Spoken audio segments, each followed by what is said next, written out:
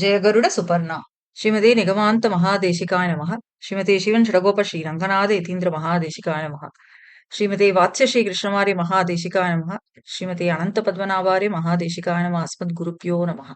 Recently, I had the bhagyam of listening to a wonderful upanyasam by Sri A.P.N. Swami, my Acharyan, which was conducted at Thupul Swami Vedanta Desikan Sannadhi. In that particular upanyasam, Swami shared a lot of interesting aspects, and I would like to just summarize few things which I really enjoyed in this particular upanyasam. Swami Vedanta Desikan, hailed as Kavitarkika Simham, is not just a poet. His kavyams are not just showcasing poetic fantasy, they also have very deep, profound meanings. Swami Desikan says, Kavyeshu komaladiyo vayameva nanye, that there is no one else who can give the poetic form with more gentle and refined intellectual content in it. Such a great Acharya is being hailed by Appaya Dikshitar as a person who has deep meanings in every word. Appaya Dikshitar quotes this as Bhava Santi Pade Pade, that every word in Swami Desikan works has very deep, intellectual, profound meanings. Swami Vedanta Desikan establishes Vishishtadvaita Siddhantam of Swami Ramanujacharya through his kavyas. While establishing it, he has a style in the way he is establishing a particular concept. This particular style is known as Tuna Nikanana Nyayam, wherein it is the logic about how a particular pillar is dug and put into the ground in multiple stages so that it gets the complete support. So, Swami Desikan similarly establishes concepts in such a way that we get an unshakable understanding of the concept that has been taught by him in his kavyas. So the next question comes, can anyone who is reading these kavyas, will they be able to understand what Swami Desikan is trying to establish? Certainly not. It is only the Swami Desikan Sishyas and the Parampara and the followers who have come in this particular Parampara, Guru Parampara, will be able to understand these internal Rahasya meanings. Swami Desikan himself quotes this as Asmad Deshika Sampradaya Rahitaihi. That's that only people in this particular Desika Sampradayam will be able to understand these profound internal meanings which are told in these works of Swami Vedanta Desikan. So it's very clear the beauty of Swami Desikan's kavyams, which has profound meanings, teaches Vishishtadvaita Siddhantam, and they're also having all those poetic fantasies and which is also quite intellectual content as well. Here, a beautiful question is raised. Does Swami Desikan have anybody as his inspiration? Is there any work of Swami Desikan which tells us that probably Swami Desikan has been inspired by other Mahakavis and Kavis? Swami Desikan has quoted and drawn inspiration from various Kavis, for example, Murari, Kalidasan in his works. In fact, it is quite rare for a Kavi to appreciate another Kavi's thought process. But Swami Desikan, who is himself Sarvatantra Swatantra, Kavitarkika Simham, seems to have drawn inspiration from other Kavis and he doesn't hesitate and at times appreciates them openly in his works. For example, Murari's verse in Anarga Raghavam is being quoted by Swami Desikan in his Chillare Rahasyam called Viroda Pariharam while explaining the concept of Siddhopayam. Kalidasan's Shakuntalam Dushyantan Vyakyam has been remixed and used by Swami Desikan in the Charamashloka Vyakyanam in his Tatparya Chandrike. Kalidasan's Slokam from Raghuvamsam is also remixed and used by Swami Desikan in Sharanagati Deepika. Now let's look into another interesting statement by Kavi called Murari and how Swami Desikan has used this particular concept told by Kavi Murari in his Kavyam while explaining the greatness of Paduka in the Paduka Sahasram. Kavi Murari hails himself and the greatness of being a Gurukula student. Murari says that many people may have worshipped Vagdevi and might have obtained knowledge, But only Kavi Murari, who has experienced the difficulties of staying in a Gurukula under an Acharyan's guidance, doing various Kaingaryam for an Acharyan, has thoroughly learnt the essence of literature. Here, Murari gives a wonderful example. He says, many monkey warriors, that is Vanaras, might have jumped over the ocean building Nalasetu, but they would not have understood the depth of the sea. But the depth of the ocean is known only to the mountain Mandara mountain because it had been immersed when the Milky Ocean was churned. So the Mandara Malai alone knows the depth of the ocean, not the Vanaras who just crossed the sea. This is the example which is given by Murari to explain that the students who have gone through Gurukula knowledge acquire the best and best of knowledge because of the Acharya's guidance and because of the Kaingaryam they have done to the Acharya, and not the people who have accidentally acquired the knowledge. This statement by Murari is about the difference between him and Kavi Kalidasa, who had acquired the knowledge accidentally. Here, now let's focus on the example used by Murari. He has told that the Mantra Malai knows the depth of the ocean but not the Vanaras. Swami Desikan has been inspired by this particular example of Murari. In fact, Desikan goes one step further by giving three examples and also concludes that the Mandara mountain also didn't understand the depth of the ocean. Let's look into the Paduka Sahasram slogam in which Swami Desikan brings in this Mantara mountains concept. Ambun yambunidehe ananyagatibihi meenai kiyad gamyate क्लेशेनापि कियत् व्यलङ्गिरभसो तुङ्गैः प्लवङ्गेश्वरैः विज्ञाता कियती पुनः क्षितिभृता मन्तेन गम्भीरता किं तैः केशवपादुका गुणमहां बोधेस्तटस्था वयम्. In this beautiful slogam, Swami Desikan raises some questions. He asks, a fish which is in a sea can of course go in multiple directions in very free motion. But just because the fish is in the sea, it cannot understand the depth of the sea. Similarly, the fastest monkeys who have all strength to build a particular bridge, the say Nala Setu, can only cross the bridge, but they have no clue about how deep is the ocean.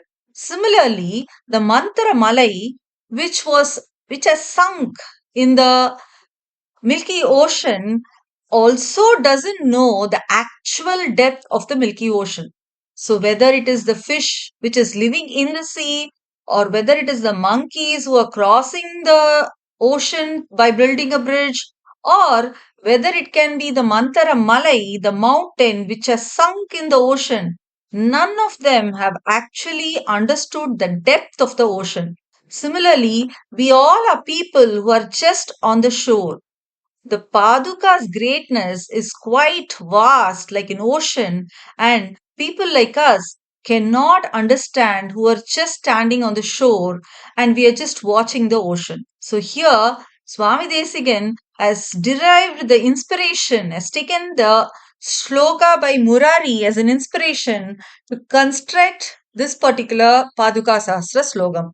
Not just the slogan, Swami Desikan has beautifully established the greatness of Paduka Prabhavam in many other slogans. Let's look into two more slokas which are quite related to the sloka from Prabhava Paddhati which we just saw. In Prabhava Paddhati's another slogam, Swami Desikan says, निःशेषमम्बरतलं यदि पत्रिका स्यात् सप्तार्णवी यदि समेत्यमशी भवित्री वक्ता सहस्रवदनः पुरुषः स्वयं चेत् लिख्येतरङ्गपतिपादुकयोः प्रभावः. In this wonderful slogam, Swami Desikan hails the unlimited Prabhavam and limited glory of Paduka Devi. Let's say somebody wants to list the Prabhavams of Ranganatha Padukas. What would they need? First of all, we need a paper to write that glory. We need a pen and a ink ink basically to write the glory. And we also need a person to write that glory. If we take the entire Akasham, that is the sky, as a paper, and the water from the seven oceans as the ink, and let's assume Emberuman himself, who is having 1,000 mouths, if he comes and speaks the glory of Paduka Devi, still the Prabhavams of Paduka Devi will not be completed. Such is the greatness, such is the vastness of the Prabhavam of the Padukas.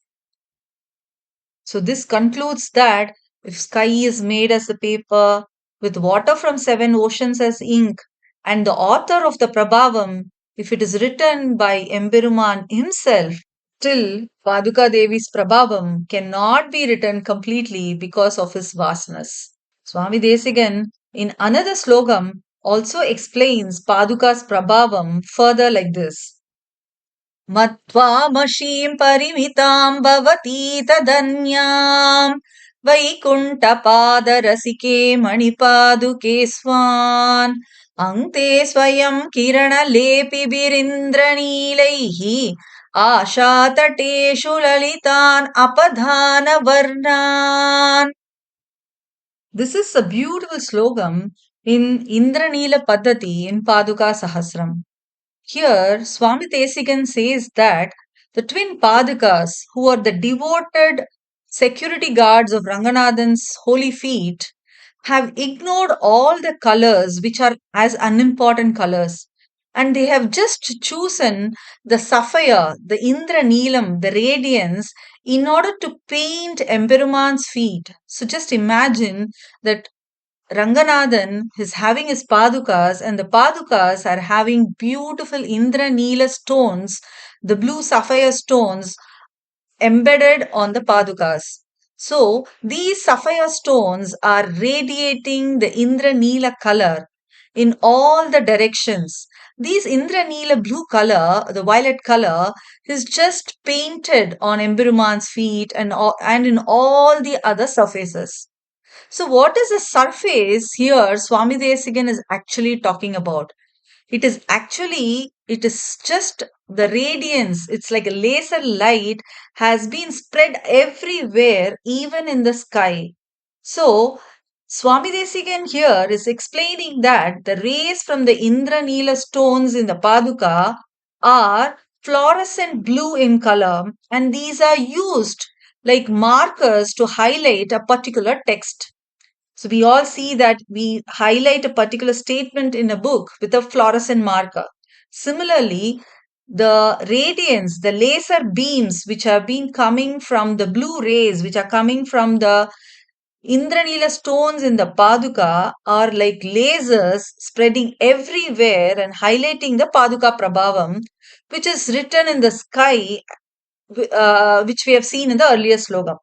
So, on one side, the Paduka Prabhavam is written in the sky and everywhere with waters from the seven oceans. In this particular slogam, the Indranila Kanti Visesham is highlighting and showing the things that are everywhere, that is a Paduka Prabhavam. So the laser Kanti or the laser radiation, the Indra Neela Kanti, is writing Paduka Prabhavam across various mediums, and this particular Prabhavam is going to stay forever and ever across time. Thus, if somebody has to write the Paduka Prabhavam, just some olachubadi or a paper is just not enough. We need the entire sky. We can equate this particular concept to the cloud storage concept which we are having today.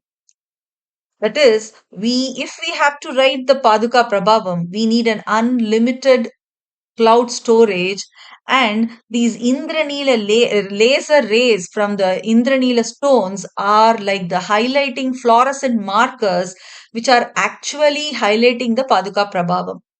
In this particular shloka, there is a very interesting Swapadesam too. So the Vedas, they try to hail Emperuman's greatness, and they are able to succeed to some extent. But the Upanishads, which are known as Shruti Shiras, hail Emperuman in a better fashion when compared to the Vedas. So this is what we say, Shrutau Deepte Shruti Shirasi Vidipte. That is, Emberuman Shrutiyil Prakashikiran Shruti Sirasil Visheshamaga Deepa Prakashanaga Prakashikiran.